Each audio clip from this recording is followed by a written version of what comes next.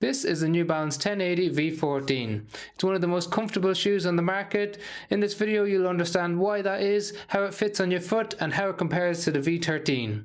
So if we look at the midsole first, they've kept the Fresh Foam X midsole in both shoes, but they feel completely different on the foot. So the V13, we think they made a really big mistake. They turned it into one of the softest, mushiest shoes on the market. As soon as you apply pressure to it, you just sink into the shoe. And while they say they've got the same Fresh Foam X cushioning, the compound is definitely different inside.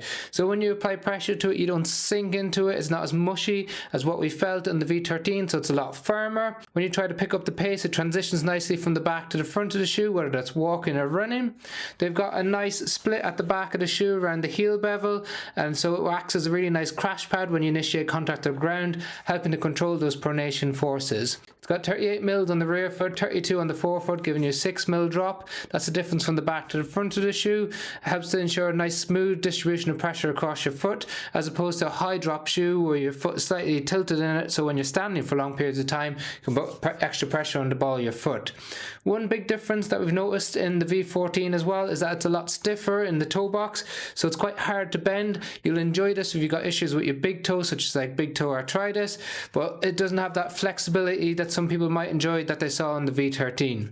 Now it has some stability elements to it, even though it's a classic neutral shoe. So we have some sidewalls on the inner aspect and the outer aspect of the shoe to help cradle the heel, help to keep it centered in the shoe. And you've got some nice sole flare and a broad base support throughout the shoe, again trying to keep you centered in the shoe as you transition from the back to the front, and we really felt that.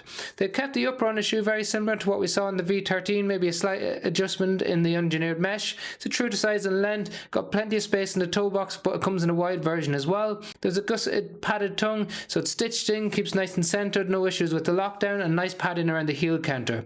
It is relatively flexible around the heel counter, so those of you with sensitivity around there shouldn't have any issues.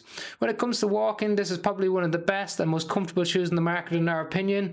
It's not too soft, has some elements of stability, but still quite a neutral shoe. You can definitely stand in it for long periods of time. If you have a job where you have to stand and where you have to walk, this is the perfect shoe for you. Long distance walking or having to spend long periods of time in the shoe shouldn't be a problem either. When it comes to running, feels different than the V13. It's a lot more stable, although not quite a stable neutral shoe that we see in some of the other New Balance range like the 880.